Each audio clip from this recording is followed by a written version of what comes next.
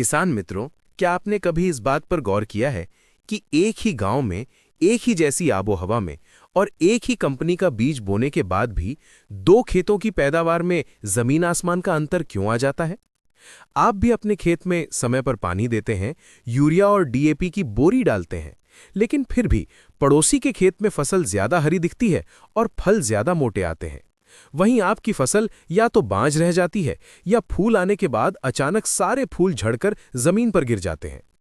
आखिर ये चक्कर क्या है? क्या ये नजर लगने का नतीजा है या फिर भाग्य का कोई खेल है?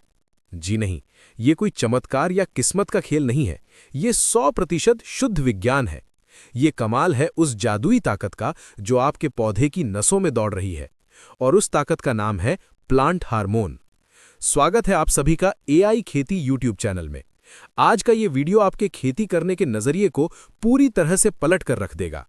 आज हम कृषि विज्ञान के उस सबसे गहरे समुद्र में गोता लगाने वाले हैं जिसके बारे में बड़ी बड़ी कंपनियों के डीलर भी आपको पूरी बात नहीं बताते। आज हम बात करेंगे फाइटो हार्मोन के बारे में। ये वीडियो एक साधारण वीडियो नहीं है, बल्कि ये एक मास्टर क्लास है। इसमें थोड़ी गहराई होगी, जानकारी लंबी होगी, लेकिन मेरा वादा है कि अगर आपने आज मेरी हर एक बात को ध्यान से सुन लिया तो आप खुद अपने खेत के वैज्ञानिक बन जाएंगे। आप पौधे के पत्ते देखकर समझ जाएंगे कि उसे किस चीज की भूख है और उसे कौन सा सिग्नल चाहिए। तो चलिए, बिना किसी देरी के इस रोमांचक सफर की शुरुआत करते हैं। सबसे पहला और सबसे बड़ा सवाल यह है कि यह प्लांट हार्मोन आखिर किस चिड़िया का नाम है? हम अक्सर खाद की दुकान पर जाते हैं और दुकानदार हमें पैदावार बढ़ाने के नाम पर कोई टॉनिक या शीशी थमा देता है और कहता है कि इसमें हार्मोन है। वैज्ञानिक भाषा में इन रसायनों को फाइटो हार्मोन कहा जाता है। फाइटो शब्द का अर्थ है पौधा। ये ऐसे प्राकृतिक रसायन होते हैं जिन्हें पौधा खुद अपने शरीर के अंदर बनाता है। इनकी सबसे बड़ी खूबी यह है कि ये पौधे के किसी एक हिस्से में जन्म लेते हैं, जैसे कि जड़ में, और फिर वहां से सफर करके पत्तियों या फूलों तक जाते हैं और उन्हें आदेश देते हैं कि अब तुम्हें क्या करना है। अब यहां पर 90% किसान एक बहुत बड़ी गलती कर बैठते हैं। हम लोग खाद और हार्मोन को एक ही तराजू में तौलने लगते हैं। हमें लगता है कि अगर खेत में भर भर कर खाद डाल दी है तो अब किसी और चीज की क्या जरूरत है। इस गलतफहमी को आज यहीं पर हमेशा के लिए दूर कर लीजिए। इसे एक बहुत ही सीधे उदाहरण से समझिए। मान लीजिए आपका पौधा एक ट्रैक्टर है। उस ट्रैक्टर को चलाने के लिए आपको डीजल चाहिए, इंजन में मोबिल ऑयल चाहिए, अच्छे टायर चाहिए। खेती में नाइट्रोजन, फास्फोरस, पोटाश, जिंक और सल्फर यही काम करते हैं।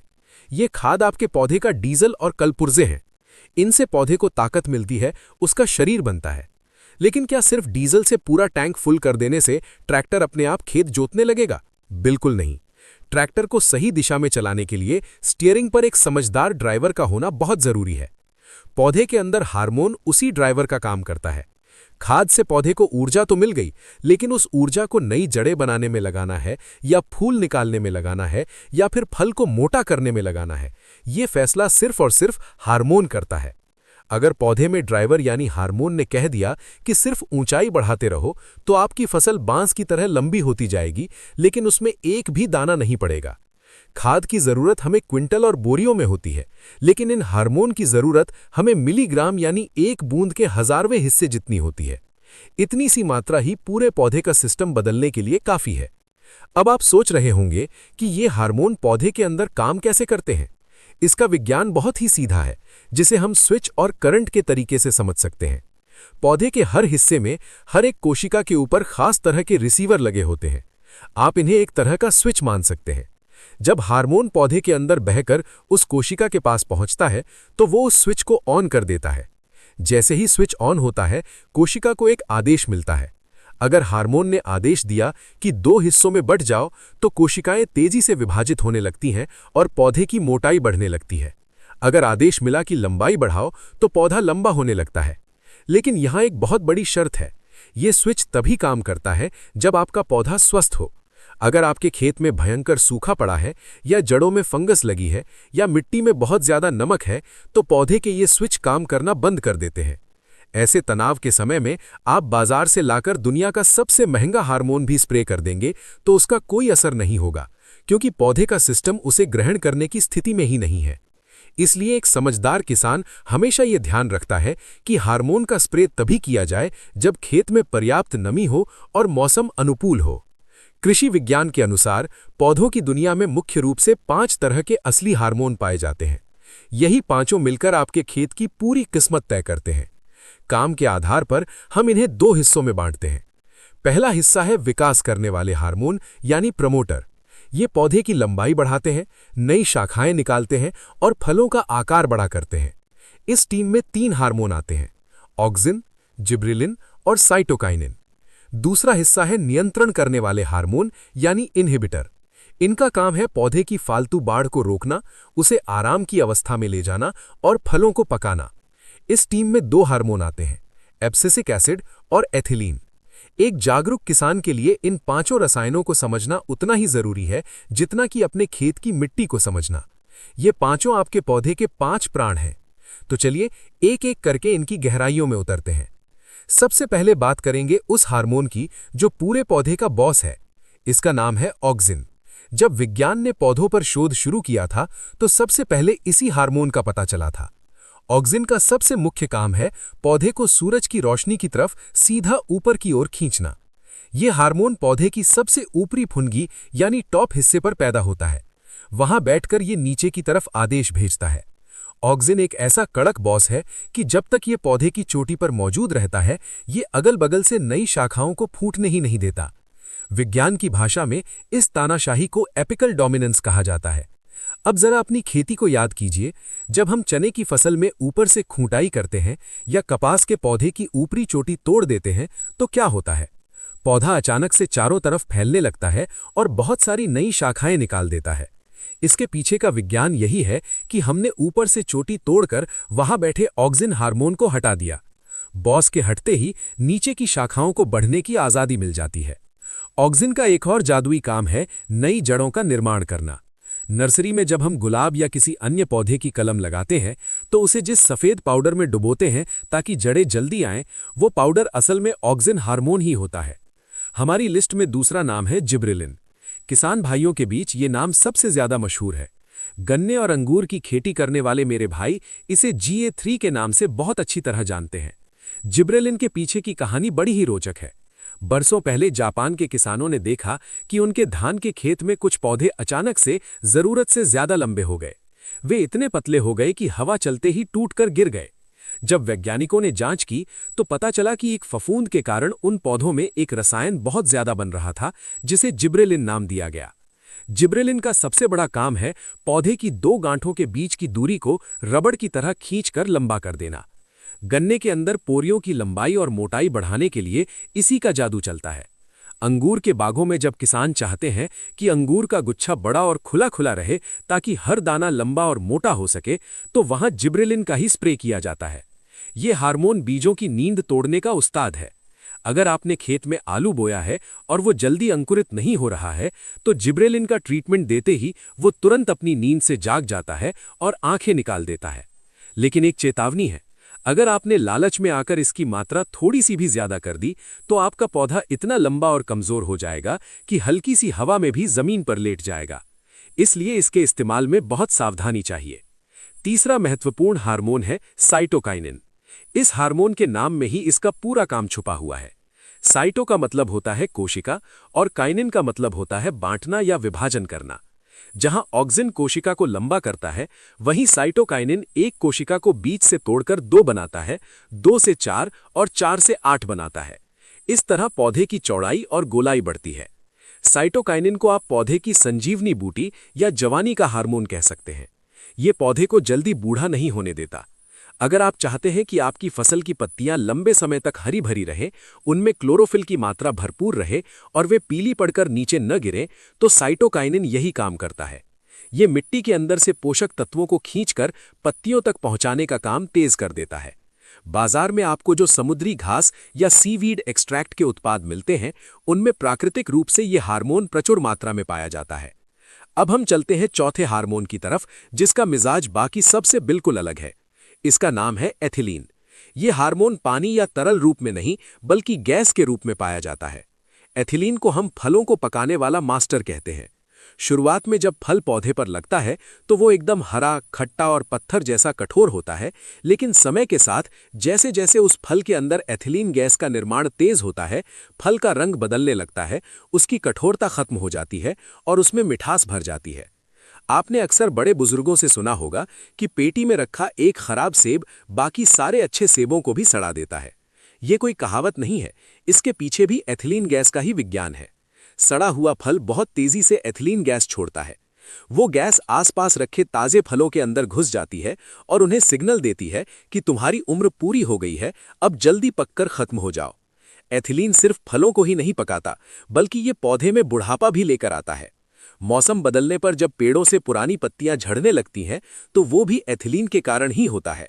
अगर आपकी फसल में फूल आए हुए हैं और उस समय खेत में अचानक सूखा पड़ जाए या तापमान बहुत ज्यादा बढ़ जाए, तो पौधा तनाव में आकर बहुत ज्यादा एथिलीन बनाने लगता है, जिसकी वजह से सारे फूल और छोटे फल समय से पहले ही टूटकर नीचे है एब्सिसिक एसिड। आम बोलचाल में वैज्ञानिक इसे ABA कहते हैं। बहुत से लोग इस हार्मोन को विलन मानते हैं क्योंकि ये पौधे की ग्रोथ को पूरी तरह रोक देता है, लेकिन सच पूछिए तो ये पौधे का सबसे बड़ा रक्षक है। ये उसका बॉडीगार्ड है। जरा सोचिए, मई जून की भयंकर गर्मी पड़ रही है, लू चल रही है और जमीन के अंदर नमी बिल्कुल खत्म हो चुकी है। ऐसे संकट के समय में अगर पौधा अपनी ग्रोथ चालू रखेगा और नई पत्तियां निकालता रहेगा, तो उसके अंदर का बचा खुचा सारा पानी भाप बनकर उड़ जाएगा और पौधा प्यास से तड़प कर मर जाएगा। ऐसे मुश्किल वक्त में ये एब्सिसिक एसिड तुरंत एक्टिव हो जाता है। ये पूरे पौधे में इमरजेंसी लागू कर देता है। ये पत्तियों की सतह पर मौजूद छोटे छोटे छेदों को, जिन्हें स्टोमेटा कहते हैं, तुरंत बंद कर देता है ताकि पानी बाहर न उड़े। ये नई ग्रोथ को वहीं का वहीं रोक देता है ताकि पौधे की बची हुई ऊर्जा सुरक्षित रहे। ये एक तरह से पौधे को कोमा में भेज देता है ताकि वो बुरे वक्त को बर्दाश्त कर सके। जैसे ही मौसम सही होता है, पानी मिलता है, तो ये हार्मोन अपना असर कम कर देता है और पौधा फिर से हरा भरा हो जाता है। अगर ये हार्मोन ना हो तो आपकी फसल पहली ही कड़ी धूप में पूरी तरह जलकर खाक हो जाएगी। किसान भाइयों, ये पांचों हार्मोन पौधे के अंदर एक पूरी फैक्ट्री की तरह आपस में तालमेल बिठाकर काम करते हैं। जैसे किसी ऑर्केस्ट्रा में जब ढोलक, बांसुरी और हारमोनियम सब अपने अपने समय पर बजते हैं, तभी एक मीठा संगीत पैदा होता है। ठीक वैसे ही पौधे में भी एक समय पर ऑक्सिन अपना काम करता है, फिर जिब्रेलिन आता है और अंत में एथिलीन फलों को पकाता है। दिक्कत तब शुरू होती है जब हम किसान आधी अधूरी जानकारी के साथ बाजार से लाकर कोई भी सिंथेटिक हार्मोन स्प्रे की टंकी में डालकर खेत में मार देते हैं। इससे पौधे के अंदर का पूरा कुदरती बैलेंस बिगड़ जाता है। हार्मोन आग की तरह होते हैं। अगर आप सही तरीके और सही मात्रा में इसका इस्तेमाल करेंगे तो ये आपकी पैदावार को बम्पर कर देगा और आपकी आर्थिक स्थिति बदल देगा। लेकिन अगर आपने फूल आने की अवस्था में गलत हार्मोन दे दिया या डिब्बे पर लिखी मात्रा से थोड़ा सा भी ज्यादा डाल दिया, तो आपकी पूरी की पूरी फसल कुछ ही दिनों में बर्बाद हो जाएगी। जैसे कि 2,4-D रसायन असल में एक ऑक्सिन हार्मोन ही है। बहुत मामूली मात्रा में ये टॉनिक का काम करता है, लेकिन मात्रा बढ़ते ही ये खरपतवार नाशक बन जाता है और पौधे को जलाकर मार डालता है। इसलिए हार्मोन के मामले में कभी भी अपना दिमाग लगाकर मात्रा नहीं बढ़ानी चाहिए। आज के इस भाग में हमने पूरी थ्योरी को बहुत गहराई से समझा है। हमने जान लिया है कि पौधे के अंदर कौन कौन से बटन मौजूद हैं। ऑक्सिन का बटन लंबाई के लिए है, जिब्रेलिन का बटन साइज बढ़ाने के लिए है, साइटोकाइनिन का बटन हरियाली के लिए है, एथिलीन का बटन पकाने के लिए है और ABA का बटन आपातकाल में सुरक्षा के लिए है। अब मुझे पूरी तरह से पता है कि आपके दिमाग में सवालों की बाढ़ आ गई होगी। आप ये जानने के लिए बेताब होंगे कि बाजार में जो चमत्कारिक दवाइयां मिलती हैं, वे असल में क्या है। चमत्कार नाम से आने वाली दवा में कौन सा हार्मोन है? कल्टार या पैक्लोब्यूट्राजोल का सही समय क्या है? प्लानोफिक्स का स्प्रे करते समय क्या सावधानियां रखनी चाहिए? अगर मिर्च और टमाटर में फूल झड़ने की भयंकर समस्या है, तो तुरंत रोकने के लिए कौन सा हार्मोन कितनी मात्रा में डालना है? गेहूं में ज्यादा से ज्यादा कल्ले निकालने के लिए क्या उपाय करें? ये सभी सवाल पूरी तरह से प्रैक्टिकल जानकारी वाले हैं और इन सभी बातों का पूरा विस्तार हम इस वीडियो के दूसरे भाग यानी पार्ट 2 में करेंगे। अगर मैं इसी वीडियो में बाजार की सारी दवाइयों के नाम और उनके डोज बताने लगूंगा तो ये वीडियो कई घंटों का हो जाएगा और जानकारी इतनी ज्यादा हो जाएगी कि आप कंफ्यूज हो जाएंगे। हमारा अगला भाग पूरी तरह से एक्शन और समाधान पर आधारित होगा। उसमें हम फसल के हिसाब से और बीमारी के हिसाब से इलाज बताएंगे। इसलिए मेरी आपसे एक खास गुजारिश है, अगर आप वास्तव में खेती के इस विज्ञान को सीखना चाहते हैं और चाहते हैं कि हम जल्द से जल्द पार्ट 2 लेकर आएं, जिसमें हम कंपनियों की दवाइयों की पूरी सच्चाई आपके सामने रखेंगे, तो नीचे कमेंट बॉक्स में जाकर पार्ट 2 जरूर लिखें। आपके कमेंट्स ही हमें बताते हैं कि आप इस तरह की गहरी जानकारी को कितना पसंद कर रहे हैं। आज के इस वीडियो का एकमात्र लक्ष्य यही था कि आप पहले ABCD सीख लें, नींव मजबूत कर लें, ताकि जब हम पार्ट 2 में आपको दवाइयों के नाम बताएं तो आपको उन्हें रटना ना पड़े, बल्कि आप उनके पीछे का विज्ञान खुद समझ जाएं। हमें पूरी उम्मीद है कि AI खेती चैनल की ये ईमानदार कोशिश आपको बहुत पसंद आई होगी। आपने आज कुछ ऐसा सीखा होगा जो आमतौर पर आपको कोई नहीं बताता। हमारा लक्ष्य आपको हवा में तीर मारना नहीं, बल्कि एक सटीक और वैज्ञानिक किसान बनाना है, ताकि आपकी मेहनत बेकार न जाए और आपका मुनाफा दिन दूना रात चौगुना बढ़े। अगर आपको हमारी ये जानकारी अच्छी लगी है और आपने अभी तक हमारे चैनल को सब्सक्राइब नहीं किया है, तो अभी चैनल को सब्सक्राइब कर लीजिए और साथ में दिए गए बेल आइकन को जरूर दबा दीजिए, ताकि हमारी अगली महत्वपूर्ण वीडियो सबसे पहले आपके फोन पर पहुंच सके। इस वीडियो को अपने दोस्तों और दूसरे किसान भाइयों के साथ शेयर करना बिल्कुल न भूलें, क्योंकि सही ज्ञान बांटने से ही समाज का भला होता है। तो मिलते हैं बहुत जल्द इसके दूसरे और सबसे धमाकेदार भाग के साथ। तब तक के लिए अपनी खेती और अपनी मिट्टी का पूरा ख्याल रखें। धन्यवाद। जय जवान, जय किसान।